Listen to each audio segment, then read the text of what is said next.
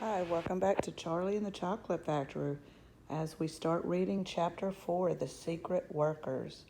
The next evening, Grandpa Joe went on with his story. You see, Charlie, he said, not so long ago, there used to be thousands of people working for Mr. Willy Wonka's factory. Then, one day, all of a sudden, Mr. Wonka had to ask every single one of them to leave, to go home, never come back.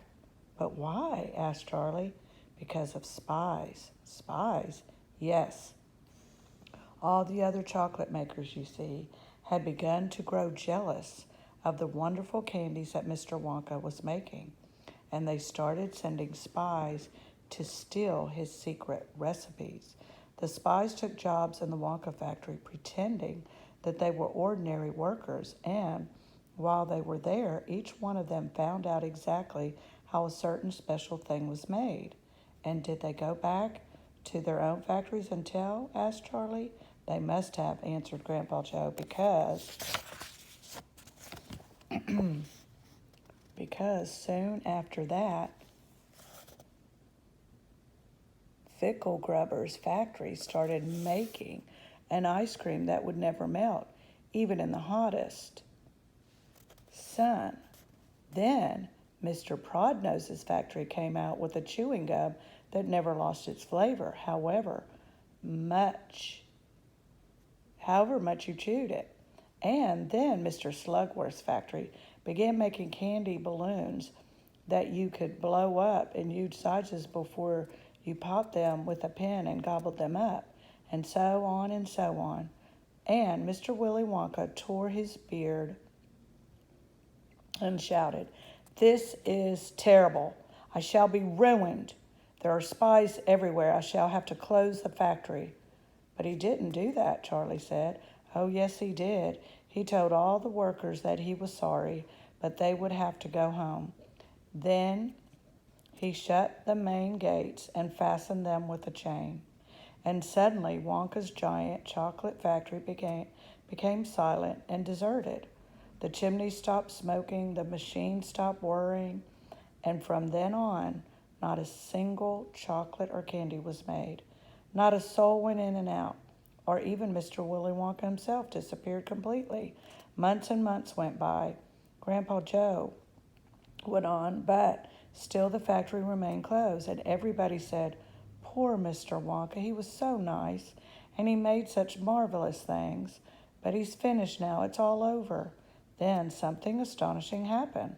One day, early in the morning, the columns of white smoke were seen to be coming out of the tops of the tall chimneys of the factory. People in the town stopped and stared. "What's going on?" they cried.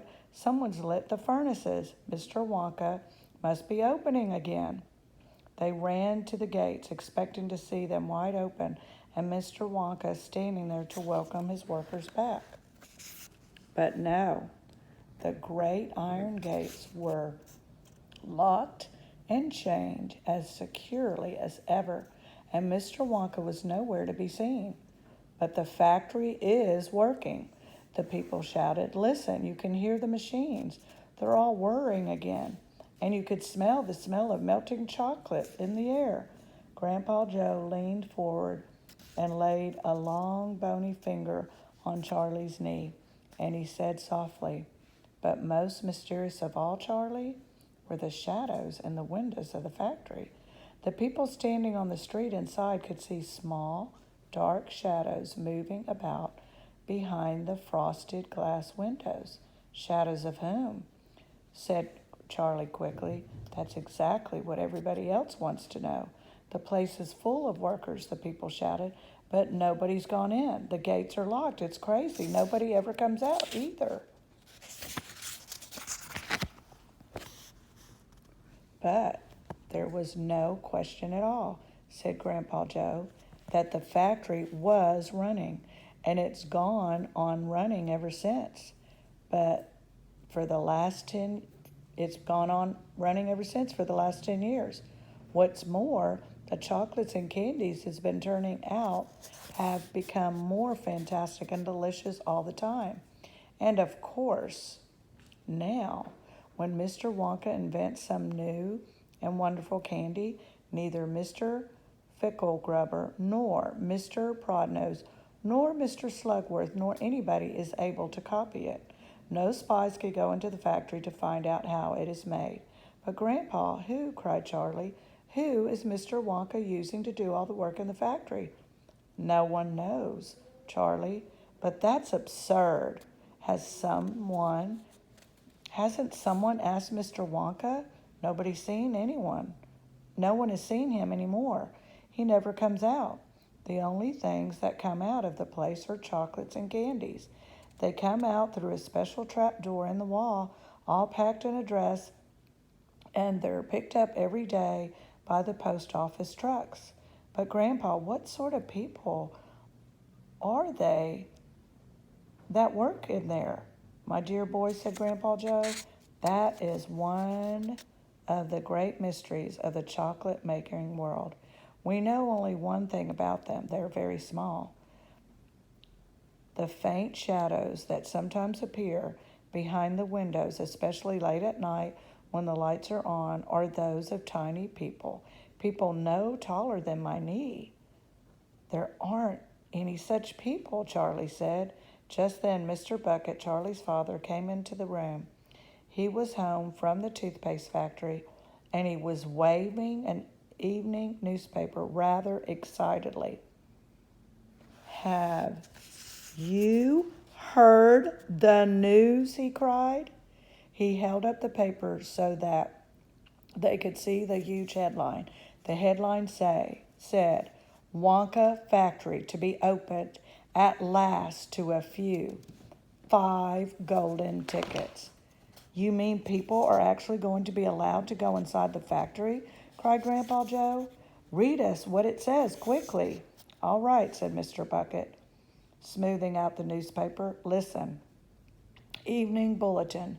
Mr. Willy Wonka, the candy-making genius whom nobody has seen for the last 10 years, sent out the following notice today. I, Willy Wonka, have decided to allow 5 children, just 5, mind you, and no one, no more, to visit my factory this year. These lucky 5 will be shown around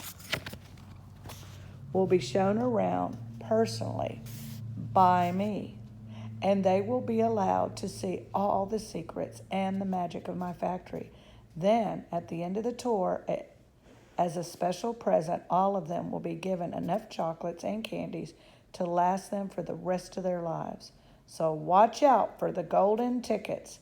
5 golden tickets have been printed on golden paper, and these 5 golden tickets have been hidden underneath the ordinary wrapping paper of 5 ordinary candy bars.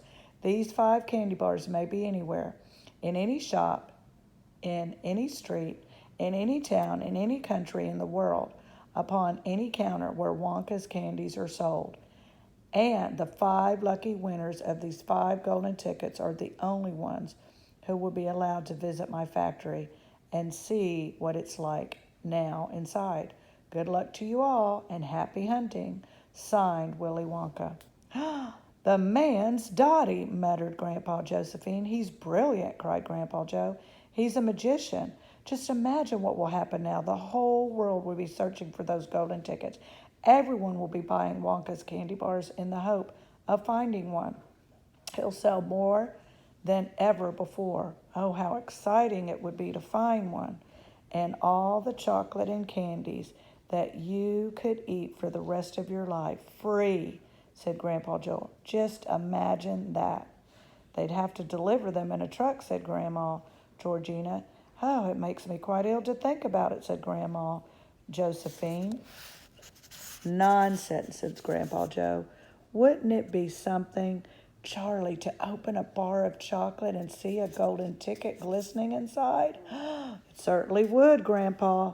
But there isn't hope, Charlie said sadly. I only get 1 bar a year. You never know, darling, said Grandpa Georgina. It's your birthday next week. You have as much chance as anyone else. I'm afraid that simply isn't true, said Grandpa George. The kids who are going to find the golden tickets are the ones who could afford to buy candy bars every day. Our Charlie only gets 1 a year. There isn't a hope. Chapter 6. The First 2 finders. The very next day, the first golden ticket was found. The finder was a boy called Augustus Gloop, and Mr. Bucket's evening newspaper carried a large picture of him on the front page.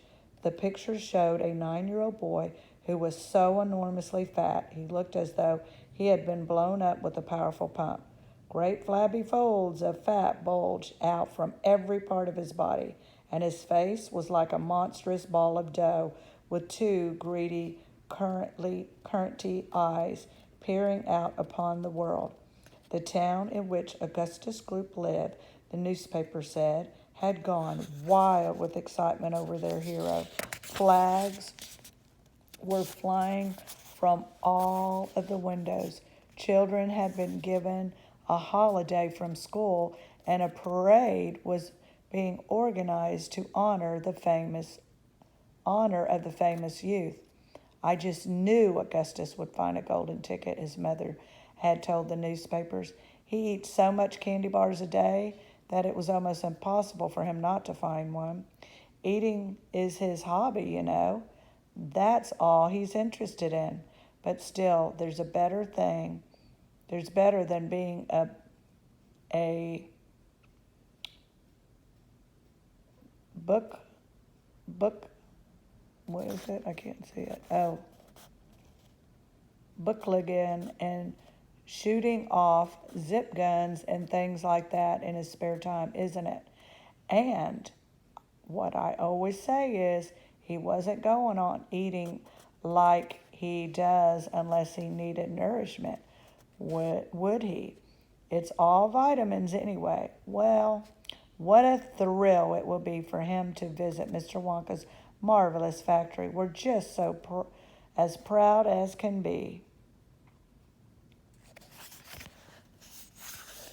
What a revolting woman, said Grandma Josephine. And what a repulsive boy, said Grandma Georgina. Only 4 golden tickets left, said Grandpa George. I wonder who'll get those. And now the whole country, indeed. The whole world seemed suddenly to be caught up in a mad candy buying spree, everyone searching frantically for those precious remaining tickets. Fully grown women were going into sweet shops and buying 10 Wonka candy bars at a time, then tearing off the wrappers on the spot and peering eagerly underneath for a glint of golden paper. Children were taking hammers and smashing their piggy banks and running out to the shops with handfuls of money. In one city, a famous gangster robbed a bank of $5,000, spent the whole lot on candy bars that same afternoon, and when the police entered his house to arrest him, they found him sitting on the floor amidst mountains of candy, ripping off wrappers with the blade of a long dagger. In far-off Russia, a woman called Charlotte Russe came to have found the second ticket, but it turned out to be a clever fake. In England, the famous scientist Professor Filebody invented a machine which would tell you at once, without opening the wrapper of a candy, whether or not there was a golden ticket hidden underneath it. The machine had a mechanical arm that shot out with a tremendous force and grabbed hold of anything that had the slightest bit of gold inside it. And for that moment, it was like the answer to everything. But unfortunately, while the professor was showing off the machine to the public at the candy counter of a large department store, the mechanical arm shot out and made a grab for the gold filling in the back tooth of a duchess who was standing nearby. There was an ugly secret, and the machine was smashed by the crowd. There was an ugly scene. Suddenly, on the day before Charlie Bucket's birthday, the newspapers announced that the second golden ticket had been found. The lucky person was a small girl called Veruca Salt, who lived with her rich parents to a great city far away. Once again, Mr. Bucket's evening newspaper carried a big picture of the finder, She was sitting between her father and mother in the living room of their house, waving the golden ticket above her head and grinning from ear to ear. Veruca's father, Mr. Salt, had eagerly explained to the newspapermen exactly how the golden ticket was found. You see, fellas, he had said, soon as my little girl told me that she simply had to have one of those golden tickets, I went into the town and started buying up all the Wonka candy bars I could lay my hands on, thousands of them. I must have bought hundreds of thousands. Then I had them loaded onto trucks and sent directly to my own factory. I'm in the peanut business, you see, and I've got about 100 women working for me over at my joint, shelling peanuts for roasting and salting. That's all they do all day long. Those women, they sit there shelling peanuts. So I says to them, okay, girls, I says, from now on, you can stop shelling peanuts and start shelling the wrappers off these crazy candy bars instead. And they did. And I had every worker in the place yanking the paper off those bars, chocolate full speed ahead from morning till night. But 3 days went by, we had no luck. Oh, it was terrible. My little Veruca got more and more upset each day, and every time I went home, she screams at me, "Where's my golden ticket? I want my golden ticket." And she would lie for hours on the floor, kicking and yelling in the most disturbing way. Well, sir, I just hated to see my little girl feeling unhappy like that. So I vowed I'd work. I would keep up the search until I'd got her what she wanted. Then suddenly, on the evening of the fourth day, one of my women workers yelled, "I got it! Golden ticket! Golden ticket!" I said, "Give it to me quick." And she did. And I rushed it home, gave it to my darling Veruca. And now she's all smiles. And we have a happy home again. That's even worse than the fat boy, said Grandma Josephine. She needs a real good spanking, said Grandma Georgina.